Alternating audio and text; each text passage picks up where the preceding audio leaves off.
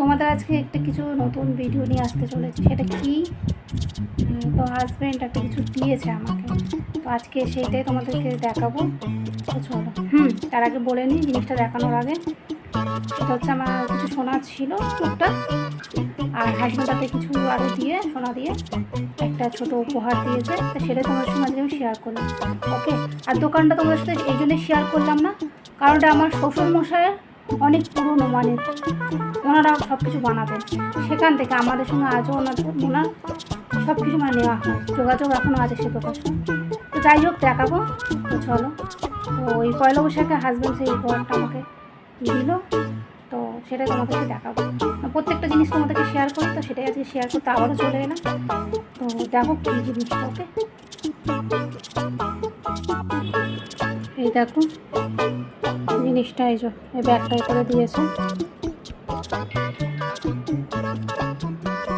এই ব্যাগটাই করে দিয়েছে। ওকে, তোমাদের এবার আমি দেখাচ্ছি ওর ভিতরে কী আছে দেখাচ্ছি। ওকে, তো এই জিনিসটা, এই যে তোমাদের ওপেন করে দেখাচ্ছি। ওকে, তো গাইজ দেখো, এইটা হাজব্যান্ড দিল পয়লা বৈশাখে, দেখানোর আগে তোমাদের তো বললাম সবটাই। প্রত্যেকটা জিনিসই তোমাদের সঙ্গে শেয়ার করি, তাই শেয়ার করলাম।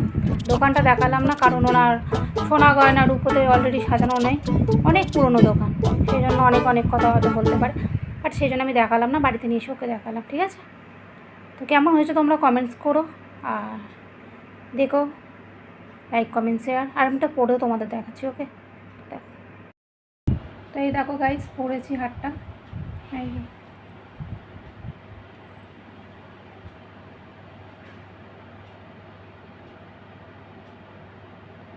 তো আজকে ভিডিওটা এই অবধি রাখলাম, তোমাদের এটা শেয়ার করার জন্য ভিডিওটা করলাম। আর ফুল ভিডিও আনছি না, আনবো আবার। ওকে, তো জানো হাজব্যান্ড থাকে না, সেরকম দিলাম না, তো ভাবলাম এটা শেয়ার করি, তো শেয়ার করলাম।